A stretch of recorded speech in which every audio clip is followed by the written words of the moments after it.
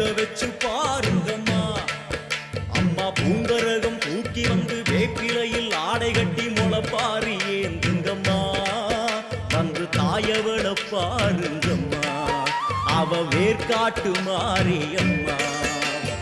ஆடி வெள்ளியிலே தாயின் சந்நிதியில் பொங்க வச்சு பாருங்கம்மா.